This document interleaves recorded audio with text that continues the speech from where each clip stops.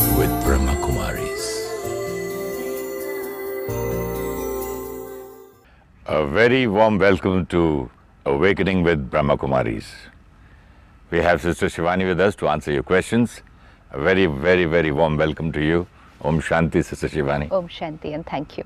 As you know, our topic today is happiness unlimited. I just wanted to ask you the first question. What is the meaning of happiness?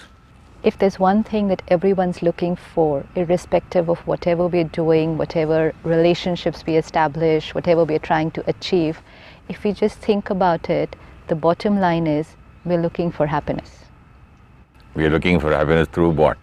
Through different means, whether it's through possessions, whether it's through objects, through property, through people, through achievements. Just keep on asking yourself, why do I want this? And this. And if you ask someone, what do you want? They'll say success. Why do you want success? Because it makes me feel happy. Why do you want to buy this? It makes me and my family feel happy. What do you get out of this relationship? Happiness. So finally, everyone's looking for that one word. But where is it unlimited? It is limited, isn't it? It is, yeah. In fact, don't even know whether it's there. Yeah, but even if it is for momentarily, it's for like a child plays with a toy and it breaks, and then again he wants to have another one, then another one. So what are we looking for basically? If we are looking for happiness, it should be solid somewhere, isn't it? It should be permanent at least. It should be permanent. That's most important, because if it's something that I like, if it's something that I desire, and if it's something that comes natural to me, then it won't be dependent on anything else outside. Because if it's dependent on something, then it can never be constant. How can you have something you desire and not be dependent? Because if you're looking for it outside somewhere, then we are dependent on something. Let's say I feel good if the weather is nice. Then my feeling good is dependent on the weather. Yeah, but how can you have happiness without a desire, without dependency? Yeah, that's probably one of the oldest belief systems that we've been living for with a very, very long time, because we thought it's to be got from outside, whether it's from achievements or from people or from whatever we do. You know, I'm doing this so that I will feel happy, was always the equation, that when it's done and it's done in the right way, I will feel happy. So obviously the dependency was on having the act being performed in the right manner. So always, right from childhood, right from a child is trained by the parents to feel, when you get good marks, I will feel happy. I will feel happy. When you perform this, I will feel happy. When you look good, I will feel happy. So aren't you putting so much of burden on the child? Say, to make my father happy, I have to do this. To make my mother happy, I have to do this. Yes, and slowly conditioned that if they feel happy, then I'll feel happy. Oh my God. So you have to have so many things. First I have to read well, study well, get good marks in this class, and again to make father happy and teacher father happy. Teacher happy, and again a deep conditioning that when they are happy, I'm going to be then happy. I'll be happy. And if they are not happy, then they'll say, in spite of doing so much, my parents are never happy. Never happy. And if my parents are never happy, how can I be happy? This is very confusing. Can't we have some easier method or the right method where we can explain to our viewers the meaning of happiness and how do you get it without so much of dependency? First and foremost, let's try and see where all it's dependent. The simplest layers, these are deep dependencies. It's on performance or on people. But the simplest dependency which we experience the whole day is on objects. I'll feel happy when I buy a new car. I'll feel happy when I buy a new property. Even a simple thing, I'm happy when I go shopping. So do I feel, but what is wrong in this? Isn't this natural? Is it true is more important. But honestly, I would feel happy if I have a new car. Yeah. You will feel happy when you have a new car, but is it the car which is giving you the happiness is important? That's something to think of. I will feel happy when I have a new car, which means if I don't, then it's a question mark. And which also means that 10 days down the line, if the car gets a little scratch or little bump, then again my happiness is going to get affected. Because I have conditioned myself into believing that it's the car which is giving me happiness, which is not true. Then what is true? What is giving me happiness? You buy a new car. The car could be X amount, it could be 10 times the X amount, it could be the most expensive car in the world. We sit in the car, it's very nice, very comfortable. So who's experiencing the comfort is the body. It's got very good seats, it's got a very lovely music system, it's got a very powerful engine, very powerful AC. Physical comfort. I'm comfortable sitting in the car, and so I tell myself I'm feeling good. And just at that time I get a phone call saying something unpleasant has happened somewhere at home. Will I still be happy? No. But I'm still comfortable. Oh, that's a nice answer. I'm still comfortable. Oh, yeah. The car's still there. I'm still in the car. The car was designed to give me physical comfort, and it will give me physical comfort irrespective. Oh, so happiness and comfort Will are be two different things. They'll be two different things. That's very Because good. anything which is physical is designed to give me physical comfort. The chair we are sitting on, it's physical and it's giving me physical comfort. But I told myself, this gives me happiness. How did it start? I mean, is this a wrong idea we have or a false belief? It's just that we were conditioned into it right from childhood. So we've grown up with it, but now we need to question our belief systems. Maybe when we were children, the parents would buy something for us and say, "Chalo, we'll buy this for him or her, So that happy. let us make the child happy. Let's take him out, let the child be happy. We'll take him for a picnic, he'll feel happy." So that is the way we got conditioned. Absolutely. But now we have to understand that now I have the best bungalow, and I have the best car, and I have all the property and the possessions at home. I have every gadget that I want. And then why am I still looking for happiness if these were meant to give to me? At least the search should have ended, because the list of objects is all there at home. Name it and I have all the gadgets with me, and still I seem to be searching for that feeling, which means the gadgets were not able to give them to me. The gadgets were able to give me comfort, whether it's my computer today, whether it's my internet, whether it's my mobile, whether it's whatever. They've made life comfortable. As you said about the car, sorry to interrupt, the comfort is also no more there when the phone call says there's something unpleasant has happened at home. Where's the comfort also? Physical comfort is still there. But you don't feel the comfort because the other thing is more important. The pain overcomes that comfort too. No, see, you're sitting in the car, your back is straight, you're comfortable, your legs are very comfortable. They're still going to be comfortable. It's the mind which has suddenly created the pain because of the new information that I got. Now, when the mind gets uncomfortable, it's mind over matter. So when the mind is in pain, physical comfort is immaterial. I'm still uncomfortable because who's the I? I am uncomfortable. The body is comfortable, fine, but I am uncomfortable right now. And who's that I? I, the one who's looking for happiness.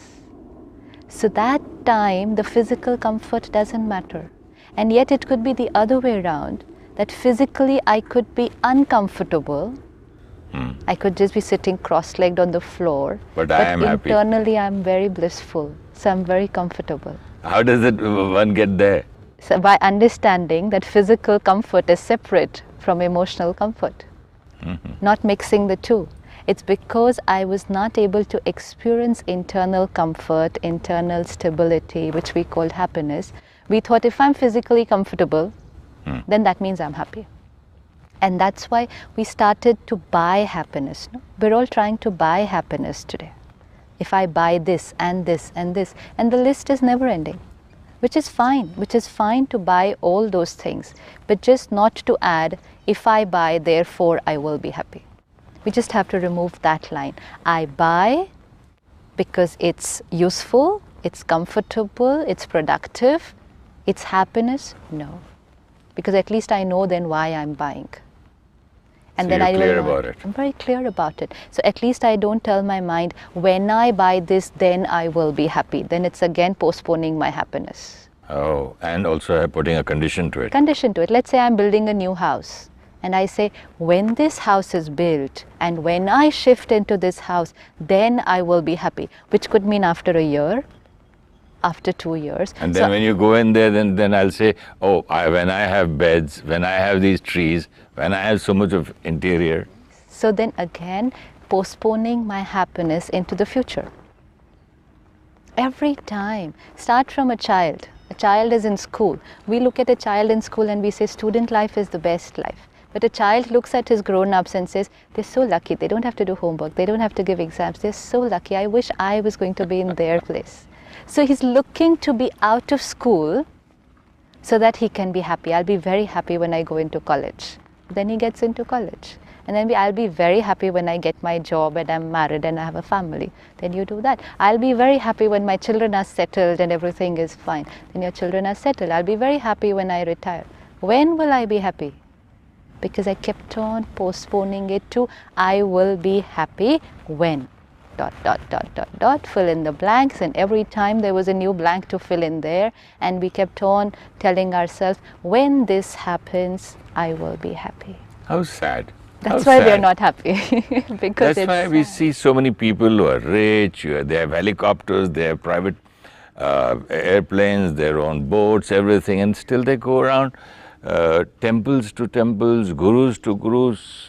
They say, okay, go here, go there, and finally, what are they seeking? Happiness. And still it not getting. applies to all and it of started us. from childhood. Because my father did this, then his grandfather did that. And it can go on. How does one put an end to this or change? First, understanding that it's separate, and second, understanding it's my internal creation, and I can create it irrespective. That sounds a little difficult, my internal creation and... See, I bought the car and then I say, I'm happy. Car is physical, so no feelings, no emotions. So obviously the car is not giving me happiness. So what's giving me happiness? I create a thought, wow, I bought a car. I finally bought what I wanted. These are nice thoughts, no? These are very good. Yeah, but honestly, don't you see a child with a toy, he's bubbling with happiness, enjoying. A man with his new car, he's enjoying. Or like a woman with a new jewelry set. Isn't that happiness? Yeah, but is the jewelry set giving the happiness, or she's creating the thought that having possessed that set that's creating the happiness? But that cannot be created minus the jewelry set, no? Aha. That means I need an object Yeah. as a stimulus to create a response. Yeah. Right? Right. So it's the object. Object can be anything. Like you said, the jewelry set. So that is an object. I look at the object and I create a thought inside. And It's created or I create? It's created because I'm seeing this. So it's after seeing it, who creates it? This is a lovely piece of jewelry that I've just got. I love it. I'm so happy. Yeah, but who created that thought? What a lovely piece of jewelry. That's a difficult question to answer. I Who create, creates? or because it got created. A physical piece of jewelry, physical, doesn't have thoughts and feelings.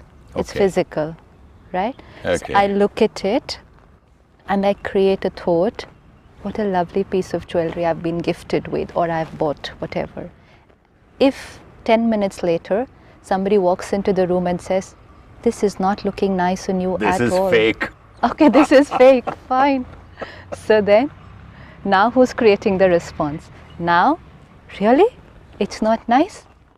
How dare she talk to me like this? Same jewelry set. Different thoughts. So finally, If the stimulus was creating the response, the stimulus will keep on creating that response irrespective, no? Now that same piece of jewelry, I can show to 10 people. Will all of them create the same thoughts after seeing that jewelry set? For someone, it could be, oh, it's too loud. I can't wear this. I don't like this at all. For someone, it could be, I'm sorry, I don't like jewelry at all. For someone, it could be, I really want this. For someone, it could be, how sad, I can't afford this. This piece of jewelry is the same. If this piece was creating the thought, my reaction to the piece is my creating. thought. It's my thought. So I am reacting, Yes. so I am creating. I'm creating. So I am either creating unhappiness or happiness. Whatever. I can't buy it, I'm so sorry, I feel bad, oh, it's not so good, or it's fake when I hear that. You mean to say we are all the time creating on our own? All our own. So we could create either thoughts of pleasure, we could create thoughts of jealousy with the same object of jewelry, or I could create the thoughts of hurt, anything. Stimulus is the same, the piece is the same. If the piece, we need to be very clear, if the piece had to create the thought, it would create the same thought in everyone. Because the piece hasn't changed. That's a very nice line. Can you repeat it again? If the piece... If that piece, the object, whether it's a car or it's that jewelry or it's this lovely garden, if it's this, anything, if it's this what's creating the thought, then it will create the same thought in every person. See this greenery. To someone it could be, wow, it's so beautiful, it's lovely to be with nature. And for someone would just walk through and wouldn't even realize the a importance builder might of say, it. why is wasting so much of land? I can create so many flats here, so many buildings. How silly these people are. So different responses to the same stimulus. Stimulus, same, responses, many. And the response is the choice of the creator. And I am the creator. I, the creator, is creating unhappiness, happiness, whatever